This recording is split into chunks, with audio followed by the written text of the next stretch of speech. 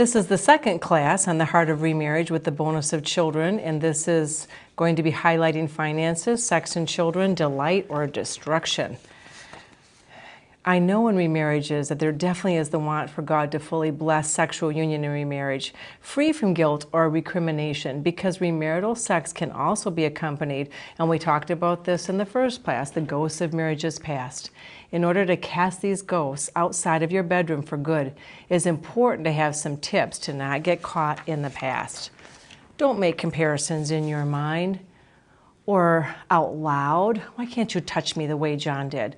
That isn't going to breed confidence in your new partner. Keep your comparisons to yourself, nor should you linger on comparisons in your own mind. Doing so keeps you looking back instead of connecting to the moment at hand.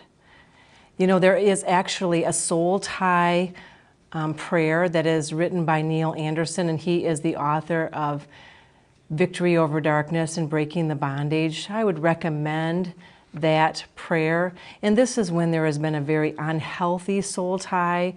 This is where sexual issues within a marriage were very abusive. And I will often use that to help folks clear and let the Lord Jesus enter into this area of their life when they are in remarriage. Also, stay open to new preferences. Your new spouse's sexual preferences may vary from the previous marriage. Don't think that what worked with your former spouse will work again. Listen to verbal and nonverbal messages telling you your spouse's preferences. Calm your insecurities. If you were sexually rejected or traumatized in the past, be careful not to let your insecurities or anxiety run ahead of you. Give yourself time to develop a couple groove, learning to read each other. When to respond with a specific touch or what your couple sexual style is will take time. Learn as you go, share what you learn.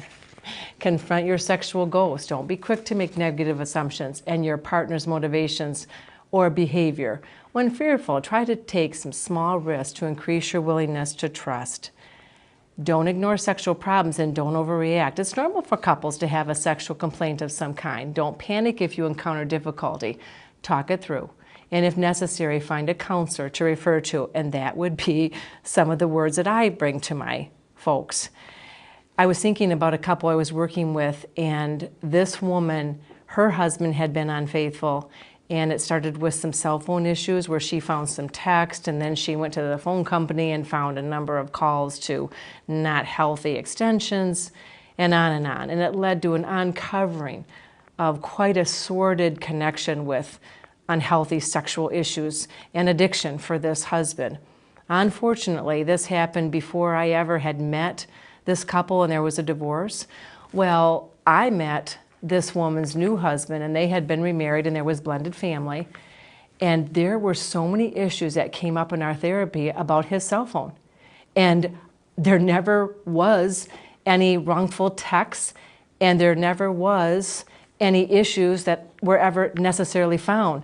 Sometimes it would be as simple as he would leave his phone in the car. She would think he was hiding something. Or he would turn his phone off at night and she would say, "You're turning it off because you don't want me to see something." Or if she couldn't reach him, she would automatically assume that something was going on. And this was because she was very reactive to something that had been very fearful in her past. That took a lot of counseling and talking and reassurance to gain trust in her new marriage. It is very important to have common values about the spending and saving of money. This can be a strong factor in what unites or divides a couple. This is more complicated in remarriage as financial history with assets and debts is something brought into the marriage separately. In her book, Money Advice for Your Successful Remarriage, Patricia Schiff Estes reviews 5 stages of trust, first identified by Anita and Edward Metzen. Let's look at those. The rose-colored glasses stage. In those romantic first moments, money talk seems crass or unimportant because the strength of love will handle everything. That's a little naive, and there will be no money conflicts, and that's a little ignorant. The don't rock the boat stage, feelings of resentment or anger surface. Frequently, such thoughts as, why should I resent his paying alimony? I knew about it before we got married, so that's not going to bother me. Or I can't stand her cheapness when it comes to gift giving. I like to give the best, but then never really dealing with it. This is not voiced for fear that any stress would put too much pressure on the fragile new union. And those are absolutely issues that should be talked about. The lay it on the table stage, couples painfully express their concerns to each other, feeling it's okay to be honest, to argue about spending priorities, and to speak candidly about their feelings, frustrations, and fears surrounding finances. A foundation of trust is being laid, albeit roughly. How about the getting it together stage? The couple has arrived at a mutually agreed upon lifestyle and has established an effective method of handling finances and making financial decisions. This does not necessarily mean that they've commingled funds, just that they have agreed on contributions, both monetary contributions and contributions of time, and that they have a system in place for managing both jointly owned and separately owned property. I had a couple that came into their marriage and they were in their middle age years and both had quite a bit of assets that were separate, and they decided they would keep things separate and even have separate bank accounts for a time being, and this was working with a financial advisor.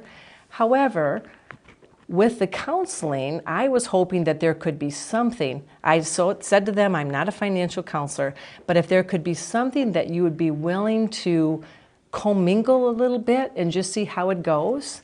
Well, they decided that they would jointly pay the utilities together and jointly pay the mortgage together. So they set up a separate bank account, and they were going to put a certain amount each month into that account to cover utilities and to cover the mortgage. Well, he was excellent about doing this, but she was not. And oh my goodness, did that start to bring up issues. I think it was partly because she still did not trust. And she was willing to even go down to the bank and pay her half. She did not want to put it into an account where he had access to. And there was much tension. That couple ended up stopping therapy, and I didn't see them again. And it was about 5 years later, they came back into therapy, and unbeknownst to me, they had achieved the stability stage. The couple really feels in control of finances, and despite the ultimate instability of anyone's financial position, they now feel comfortable adjusting their goals or spending patterns as circumstances require. And they were not in instability, but neither one of them were open in the beginning stages of their marriage, and she was probably even less. As they did some work with their pastor and actually had more time in their marriage, their perspectives were integrated, and they started to be able to have more joint finances and actually joint accounts.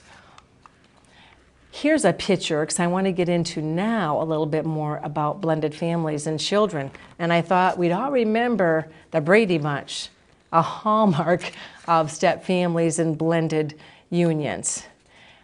How about you are in a step family if the dynamics fall into one of these formations? This is the definitions. Both the husband and wife have divorce histories. At least one has young children to nurture. Most often, both have children in the formative years. Or one spouse has been divorced and has children, and the other spouse has not previously been married. Or there's a previously divorced husband or wife with children, has a married partner who has lost a mate to death and is still rearing children. Perhaps it's a divorced parent who is co-parenting with an ex-spouse. This single parent and his or her children are dealing with the remarriage of the ex-spouse. Or you have grandchildren from an adult child who is divorced, remarried, and whose ex-spouse is remarried. How about this picture? Where is the synchronicity and where is not the synchronicity? I don't think the children are looking very supportive, but we have a new marriage on that bench, and there's the husband and wife. What do people that are in remarriages have in common? They have a child to care for. A remarriage of people who had previously raised their children with another spouse. Obligations involving money. Another family who has significance in decisions and plans, and the challenge of loving other people's children. And then there's a balancing act of tug and war. A parent cannot be expected to quit caring for a child just because of remarriage. A need to learn to live by new rules. Much like people living in a new country, the old way will not work in this new family. Living with new hope. There is a God who can help us. We just need to make him the centerpiece of the journey. I wanted to talk a little bit about some step family myths. Love occurs instantly between the child and the step parent. If we ponder on this, we recognize that establishing relationships takes time, that it does not happen overnight or by magic. I have a relatively, it was a newer remarriage on my caseload, and actually the biological mother's daughters were adults.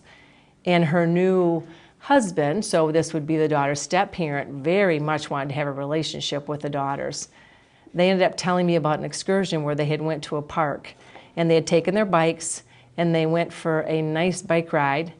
And during the bike ride time, they found that there was some extra conversation that was taking place, and this was with one of the daughters and the new stepdad. However, when the stepdad came to session, he was very disillusioned, and he felt like the relationship was not going well, and he had lost a lot of hope that there was going to be a relationship for him and the stepdaughter. And I said, well, how long was the conversation? He said about 30 minutes. And I said, well, how many times have you met her? He said, this is my second time. I looked at him and I said, please give this more time. This could take anywhere, this could take a year. Some statistics say it could take up to 4 years.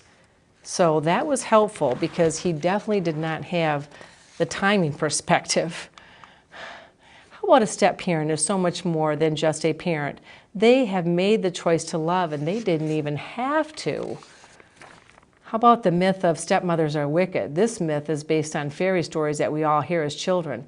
Research tells us that stepmothers have the most difficult role in the family. Actually, there have been some longitudinal studies of step-family life by psychologists James Bray and Mavis Hetherington and sociologist Constance Ahrens. It shows that kids of all ages resent getting a stepmother more than getting a stepfather, and that they resent her for longer. In Hetherington's study, less than 20% of adult stepchildren said they felt close to their stepmothers. And while more than half of adult stepkids told Ahrens they were happy about mom remarrying, less than 30% were happy that daddy had.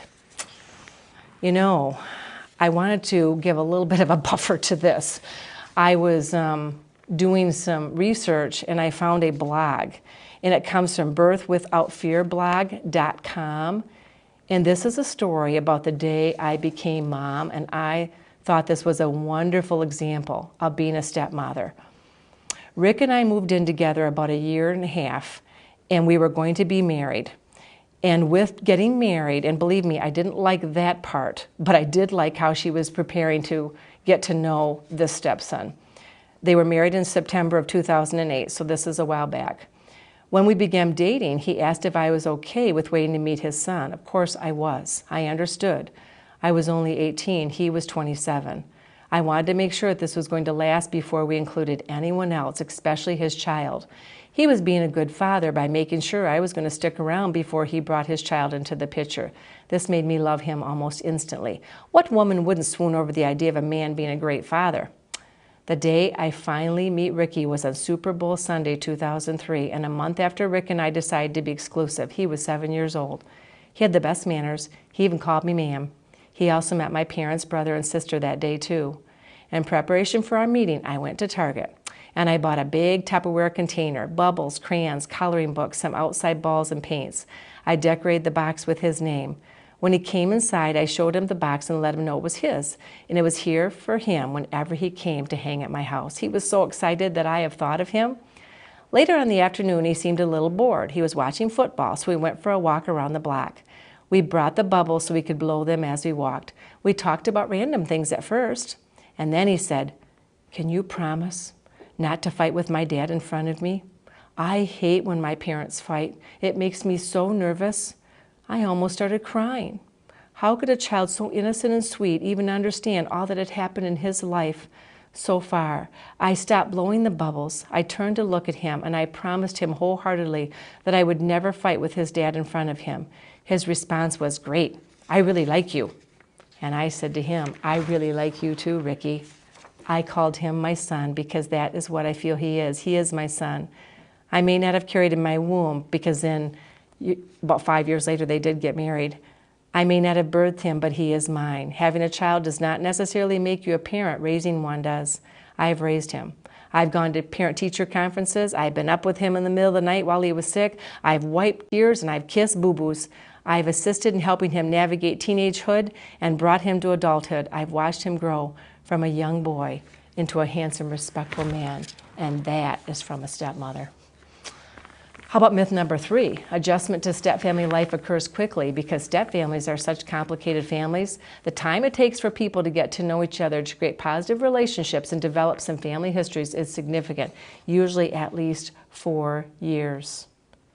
And that cannot be shortened. That is very, very important. Part-time families are easier. Relationships take time. Step-families where the children only visit occasionally are hampered by the lack of time to work on relationships. And that's another issue. Please don't think that this is going to go fast, because it doesn't. And it is very important to make sure that you give it the time that it needs. Now, I do need to speak about co-parenting in the midst of divorce, because that's often the case and it needs to be there and be present. There are 3 concepts that should be in place in terms of managing and guarding the emotions of the children. Parents are able to bring their marital relationship to an end without excessive conflict. That would be a very good scenario. Children are not put into the middle of whatever conflict exists. And there is a commitment from parents to cooperate on issues of the children's material, physical, educational, emotional, and spiritual welfare. You will never lose your children's affection. Blood is very, very thick and nearly impossible to erase.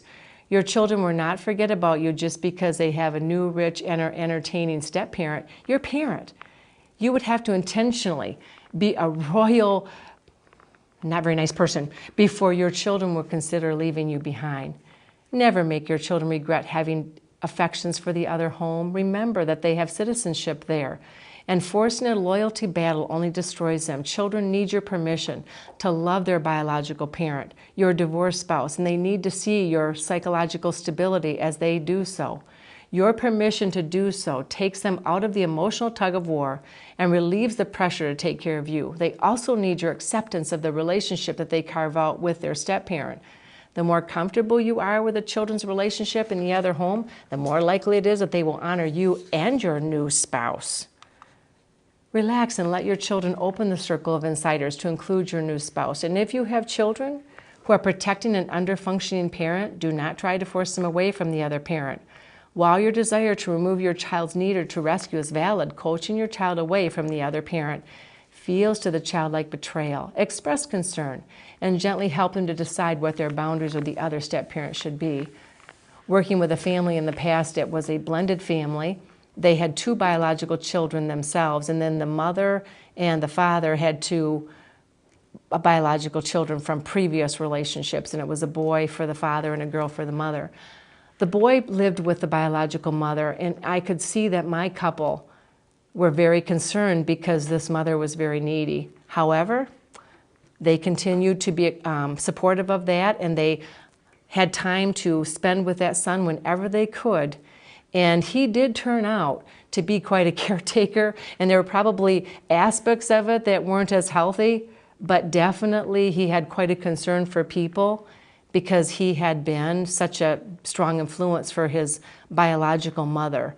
I did get to spend some sessions even with this son and talked about how to become healthy himself and when support for people, now that he was looking more at a marriage himself, could be helpful and when it could be more codependent. And that ended up being some extremely healthy conversations for his marriage. For an in-depth look at this subject, please refer to Dr. Don Partridge's book, Loving Your Stepfamily. He is an expert in this field and has much to say about nuclear and biological bonding. In Loving Your Stepfamily, he says, when a child is born, a powerful lifetime biological bond is formed between the child and parent. Parents may establish close, loving relationships with other children, but those relationships do not compare with the connection parents have with their own children.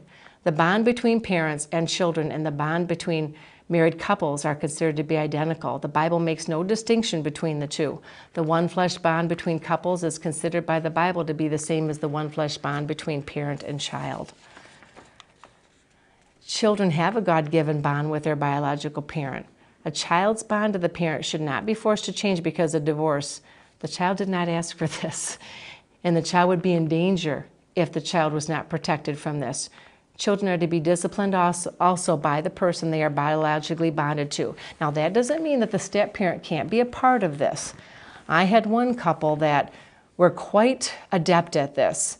There was a teenage boy, and the mother was the biological mother, and oh my goodness, could he go through cars. And her new husband, the stepfather, had quite a finesse for cars. Tell when this teenager was not telling the truth. Oh no, Mom, I didn't have the car out there, and they'd find broken parts on the car. Or one time they found some fur that was in the car because evidently this boy had had it out in the two tracks, and caused some damage. However, how they handled it is the mother would talk to the stepfather later. He would give her some ideas. They would be in agreement how these issues needed to be handled, and that's how it went down. So the new marriage, the mother and stepdad stayed very connected, and yet there were still some consequences and ownership for the son as well.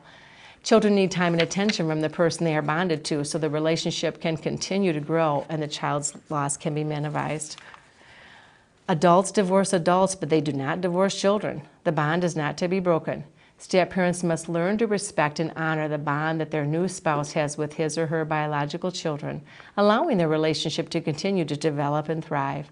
Step-parents and remarried parents must accept the natural bond that the children have with a non-custodial parent, as this bond is every bit as important as the bond the child has with the parents with whom they live. Messing with the bond will lead to trouble, because in so doing, you are tampering with powerful loyalties, God-given loyalties between parent and child. You know, we have been establishing the insiders who are biologically related and those who are not. Outsiders often feel like they don't belong, and they frequently try to force their way in with the insiders. The biological parent in step families maintains a relationship to both insiders, their children and outsiders, new spouse and his or her children, and therefore must position the step parent as his or her teammate.